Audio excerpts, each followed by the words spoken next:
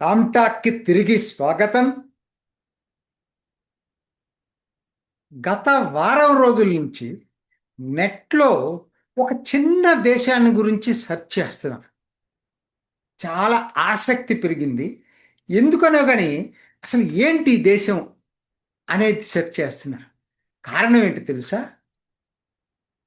FIFA world కప్లో knockout స్టేజ్కి వచ్చింది చిన్న దేశం. అసలు ఎన్నో దేశాలు కుదేలైన సందర్భంలో వీళ్ళు ఆ స్థాయికి రావటం, నిన్నటికి నిన్న అర్జెంటీనా మీద ప్రీ క్వార్టర్ ఫైనల్స్లో అర్జెంటీనాని ముప్పతిప్పలు పెట్టింది. చివరికి ఎక్స్ట్రా టైంలో అదనపు గోల్తోటి గెలిచింది అర్జెంటీనా. మెస్సీ లాంటి ప్లేయర్లు ఉన్నా కూడా కేప్ వర్డే మీద. అది ఈ చిన్న దేశం యొక్క ప్రత్యేకత. అసలు మీరు అసలు ఆశ్చర్యపోతారనమాట. దానిని జస్ట్ చూస్తూ ఉంటే అసలు ఎక్కడుంది ఇది అని చూస్తే మనకు అసలు కనపడదు. ప్రపంచ మ్యాప్లో సెనెగల్ అనేటువంటి పశ్చిమ ఆఫ్రికా తీరం ఉంది కదా, అక్కడ నుంచి 570 కిలోమీటర్లు మ్యాప్లో ఎడం వైపు, పశ్చిమం వైపు ఉన్న 10 ద్వీపాల సమూహం అండి ఇది కేప్ వర్డే. అదే పోర్చుగీస్ భాషలో క్యాబో వడ్డే అంటారు. ఇది అసలు ఈ ద్వీపాల విశేషం ఏంటంటే, ఇదేం పెద్ద చెప్పుకోదగ్గ ద్వీపాలు కాదు. ఎందుకంటే గ్రీనరీ లేదు, అగ్ని పర్వతాలు ఉన్నాయి, మండుతున్న అగ్ని అగ్ని కనపడుతుంది అక్కడ, కాలిన బూడిద యాష్ ఆ పర్వతాల చుట్టూ ఉంటుంది. నివాస యోగ్యానికి అనుకూలంగా ఉండే ప్రదేశాల్లో ఇది ఒకటి కాదు. అయినా వార్తల్లోకి ఎలా వచ్చింది, అయినా నాకౌట్ స్టేజ్కి ఫుట్బాల్లో ఎలా వచ్చింది, ఇది ఆసక్తికరంగా మారింది. ఇంత చిన్న దేశం. దేశం ఎంతండి? 5 లక్షల జనాభా. అన్ని 10 దీవుల్లో కలుపుకుంటే. విశేషం ఏంటి తెలుసా? ఇది వీళ్ళకు ఉన్నటువంటి ఇంకో ప్రత్యేకత, అసలు ఆ దేశంలో ఉండే జనాభా కన్నా బయట ఉన్నటువంటి జనాభా ఎక్కువ కేప్ వర్డేకి. ఉదాహరణకి ఇక్కడ 5 లక్షలుంటే అమెరికా న్యూ ఇంగ్లాండ్ ప్రాంతం, అంటే బోస్టన్ చుట్టుపక్కల, న్యూయార్క్ నుంచి పైన ఉండేటువంటి ప్రాంతం, ముఖ్యంగా బోస్టన్ ఆ చుట్టుపక్కల 5 లక్షల మంది ఉన్నారు. వీళ్ళ జనాభా 5 లక్షలు. దేశంలో అమెరికాలోనే న్యూ ఇంగ్లాండ్లో 5 లక్షల మంది ఉన్నారు వీళ్ళు. పోర్చుగీస్లో 1.5 లక్షలు ఉన్నారు. అంటే పోర్చుగీస్ కాలనీ కదా అది ఒరిజినల్గా. ఇది ఏంటి దీని ప్రత్యేకత అంటే, ఇంకొక ప్రత్యేకత తెలుసా? అన్ని చోట్ల మనుషులు నివసిస్తూ ఉంటారు. అమెరికాకి ఇప్పుడున్నటువంటి వాళ్ళు రాకముందు అక్కడ నేటివ్ అమెరికన్స్ ఉన్నారు.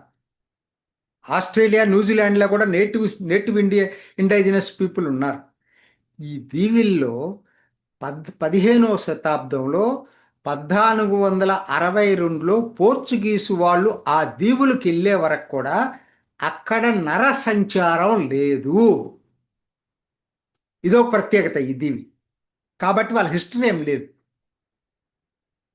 సో వీళ్ళు దేనికి వెళ్ళారయ్యా అంటే, వీళ్ళకి ఇప్పుడు మరి అక్కడి నుంచి పశ్చిమ తీరం నుంచి మరి అమెరికా తీరానికి దారి కనిపెట్టారు కదా, బానిసల్ని ఎగుమతి చేసుకెళ్ళారు కదా అందరూ. సో ఆ వెళ్ళే దారిలో ఉన్నాయి కాబట్టి దీన్ని కనిపెట్టి పోర్చుగీసు మొట్టమొదట దాన్ని వలసగా చేసుకుంది, అది కాలనీగా చేసుకుంది. తర్వాత యూరోపియన్స్ అందరు రావటం మొదలుపెట్టారు. ఎందుకంటే బానిసలు ఎగుమతి చేసుకునే టైంలో అది ఒక మజిలీ 600 కిలోమీటర్లు తీరానికి యువతల. దీని చరిత్ర ఇది. స్టార్ట్ అయింది అక్కడ మానవ సంచారం. ఇవాళ విశేషం ఏంటి తెలుసా? ఇక్కడ ఎవరిది, వీళ్ళు ఎవరు అంటే కరెక్ట్గా ఎవరు చెప్పలేరు. పోర్చుగీసు, ఆఫ్రికా అంత మిక్స్ అయి బ్లెండ్ అయినటువంటి జాతి, సంస్కృతి. ఎందుకంటే చాలా ఆసక్తికరంగా ఉందన్నమాట ఇవన్నీ కూడా చూస్తూ ఉంటే. దీనికి ఈ సంస్కృతి అనే మాట ఎందుకు అంటున్నానంటే అధికార భాష పోర్చుగీస్. కానీ వాళ్ళందరూ మాట్లాడేది పోర్చుగీస్ కాదు, క్రొయిలే అనే భాష మాట్లాడతారు. వాళ్ళ భాష అంటే వాళ్ళకి అభిమానం. క్రొయిలీలో మాట్లాడతారు. ఎన్నో ప్రత్యేకతలు ఉన్నాయి వాళ్ళకి. వాళ్ళకి మ్యూజిక్ అంటే పడిచొస్తారు. వాళ్ళకి ఎందుకు సంస్కృతి అన్నానో మళ్ళా చెప్తాను. వాళ్ళకి ఓన్ మ్యూజిక్ డెవలప్ చేసుకున్నారు, మోర్నా అని. వాళ్ళకి మ్యూజిక్ మీద ఉన్నటువంటి ఇంట్రెస్ట్ తోటి వాళ్ళు మోర్నా అనేటువంటి అక్కడ డెవలప్ అయింది ఆ మ్యూజిక్. ఓ లెజెండరీ ఫిగర్ ఉంది అక్కడ, ఒక ఆవిడ కేసరియా ఎవోరా. మీకు నెట్లో కొట్టిన దొరుకుతుంది, కేసరియా ఎవోరా. ఈవిడ అక్కడ లెజెండరీ సింగరు. సొడాడే అనే సాంగ్. ఇంతకా సాంగ్ ఏం లేదు, సొడాడే సాంగ్ అంటే ఏం లేదు. ఇక్కడ నుంచి అందరూ వెళ్ళిపోతున్నారు కదా. ఆవిడ వీడ్కోలు దీని మీద రాసింది ఒక పాట. ఆ పాట ఎంత పాపులర్ అయిందంటే అసలు ప్రతి వాళ్ళకి ఆ పాట వచ్చు అక్కడ. ఒక్కటి కాదండి, వాళ్ళకి తినటానికి తిండి లేదు అక్కడ. చెప్పాను కదా, ఏమి పండేటువంటి ఫుడ్ చాలా తక్కువ పండేది. ఏదో కార్ను ఇంకేదో ఒకటి రెండు కొన్ని చోట్లే పండుతాయి, ఎక్కువ దీవులు కాదు. వాళ్ళు మరి ఫుడ్ బయట నుంచి తెచ్చుకుంటారు, దిగుమతి చేసుకుంటారు. ఇంకొక విశేషం ఏంటంటే అక్కడ ఏ జంతువు కూడా పెరగదు ఆ వాతావరణానికి. మనుషులు అంత అననుకూల వాతావరణంలో అక్కడ జనం ఉన్నారు. చెప్పాను కదా, అది బూడిదతో కూడుకున్న నేలలు, లేకపోతే అగ్నిపర్వతం. తర్వాత ఉన్నదే చిన్నది, దానికి మళ్ళా అట్లాంటిక్ విండ్స్. అన్ని పరిస్థితుల్లోనూ పెరగగలిగిన జంతువేదా అని చెప్పి శోధించి గోట్ను పట్టుకొచ్చుకున్నారు వాళ్ళు. మేకలు ఇంపోర్ట్ చేసుకుని వాటిని అక్కడ బ్రీడింగ్ చేస్తా ఉన్నారు. చూడండి, వాళ్ళు అంటే ఏంటి, ప్రకృతి దీంట్లో ఎన్ని అనుకూల పరిస్థితులు లేకపోయినా ఎలా బతకవచ్చో ప్రపంచానికి చెప్పారు వాళ్ళు. వాళ్ళకేమీ ఆందోళన లేదు. విశేషం ఏంటి తెలుసా, అక్కడ అగ్నిపర్వతం అది అంత దీంట్లో ఉంటే అక్కడ కూడా ఉన్నారు జనం. 2014లో మళ్ళీ కిందకి అది లావా ప్రవహించింది. వెంటనే ఒక రెండు మూడు నెలల తర్వాత మళ్ళీ వెళ్ళారు అక్కడ ఉండటానికి.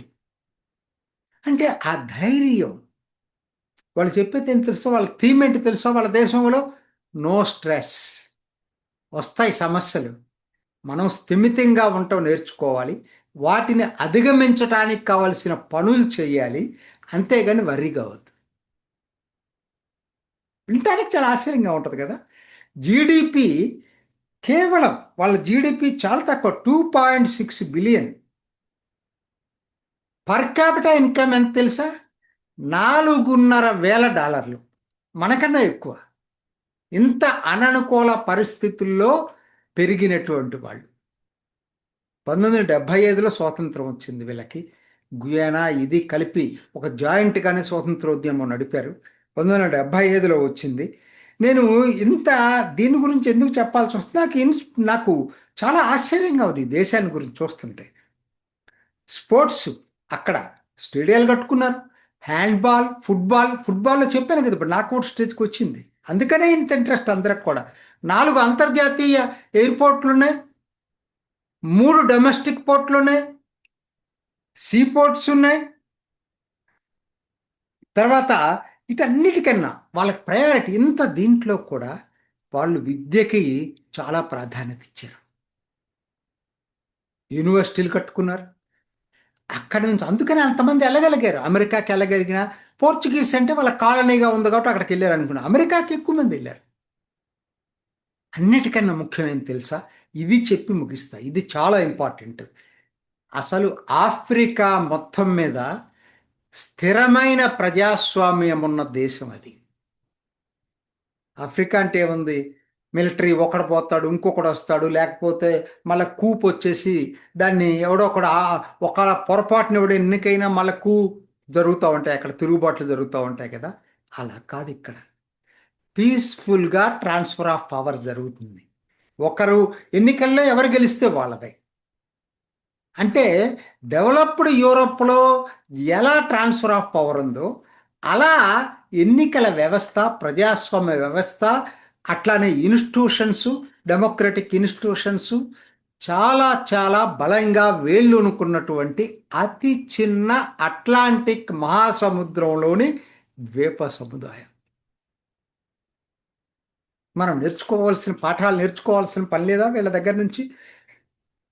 చరిత్ర లేని వాళ్ళు, మనుషులు లేని వాళ్ళు, అనుకూల వాతావరణం లేని వాళ్ళు, అసలు ప్రపంచానికి చాలా దూరంగా మహాసముద్రంలో ఎక్కడ బతుకుతున్న వాళ్ళు, అయినా అన్నింటినీ సాధించి ప్రపంచంలో ప్రతి ఒక్కరు కూడా ఇవాళ సెర్చ్ చేస్తున్నారు వీళ్ళ కోసం. వాళ్ళ ఆదాయం కూడా అదే. టూరిజం, ఇటీవల కాలంలో టూరిజం పెరిగింది. రెండోది ఫారిన్ రెమిటెన్సెస్. ఇప్పుడు అమెరికా ఉన్నవాడు వాళ్ళు ఆ దేశానికి పంపిస్తున్నారు. ఆ దేశం నుంచి వెళ్ళిపోయినా ఎక్కువ మంది దేశం మీద అభిమానం పోలేదు, వాళ్ళ భాష మీద అభిమానం పోలేదు, వాళ్ళ మ్యూజిక్ మీద అభిమానం పోలేదు. ఎన్నోనండి. వాళ్ళని చూసి నేను చెప్పింది తక్కువ. వాళ్ళని చూసి మీరు నెట్లో కొడితే ఇంకా దొరుకుతుంది. వాళ్ళని చూసి ప్రతి దేశము, మనందరం కూడా నేర్చుకోవాల్సింది ఎంతైనా ఉంది. షబాష్ కేప్ వడ్లే. ఇది ఈనాటి రామ్ టాక్. ఇంకొక ఎపిసోడ్లో మళ్ళీ కలుసుకుందాం. నమస్తే. చూసారు కదండి. మరి ఈ వీడియో కనుక మీకు నచ్చినట్లయితే ఒక లైక్ కొట్టేసి మీ అభిప్రాయాన్ని కూడా కామెంట్ బాక్స్లో తెలియజేస్తూ ఇలాంటి ఇంట్రెస్టింగ్ అప్డేట్స్ కోసం మా ఛానల్ని సబ్స్క్రైబ్ చేసుకోండి.